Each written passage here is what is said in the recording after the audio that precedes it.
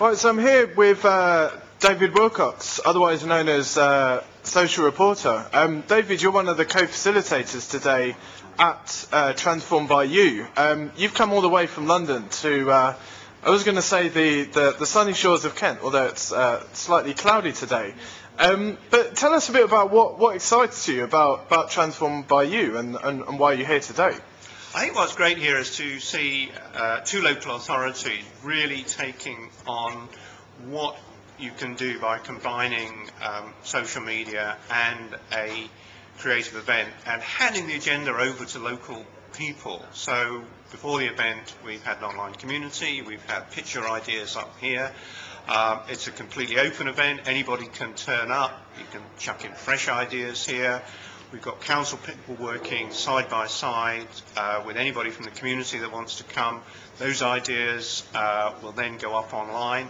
And we're using Twitter, blogging, video as a way of reaching out to anybody else in the world who might be interested. So I think it's a really powerful mix, and I think it's fantastic to see local authorities leading the way on this. And you've been to a variety of these events. In fact, you facilitated previous similar types of events. And almost this event is a kind of a mixture of some of the more informal bar camp type activity like local gov camp with some of the much more focused end of the spectrum like social innovation camp, which really focuses on challenges that people need to tackle by the end of the day. Where do you kind of see this type of event? I think that what's good is being a bit relaxed about this. It's giving people the opportunity, if tech people and the community people can get together and come up with a really smart idea and make some progress with it and say, hey, here's an emerging prototype, that's fantastic. But if it's, well, we really need to get to know each other first, we really need to explore what this issue is, we really need to get a bit of focus and then come back to get together later, that's fine as well. So I think the flexibility, the informality, the focus on relationships, on conversation, and not being too sweated about what we really get out at the end of the day is terrific.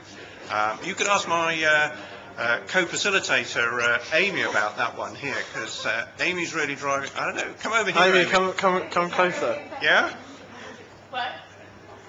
Okay. Come around.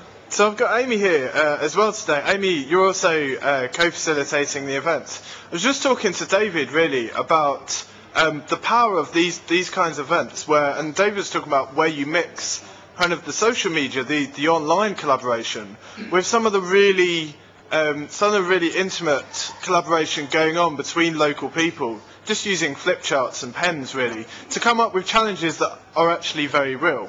What are your thoughts on that?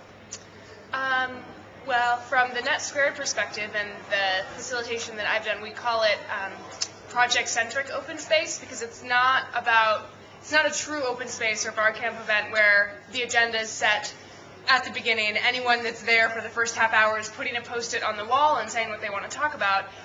We already know the frame. We already have a shared context when people show up, and we're not just here to talk about anything. We're here to talk about projects. And so people form groups around building projects, fleshing out those ideas. And so it's not just like, oh, we want to form a group to talk about data, just for data's sake, because we like data. Every group may talk about data, but it will be specific to their project and to the problem that they're trying to face. Good stuff. And just to put you on the spot, what do you think is going to happen by the end of the day? What are you hoping for?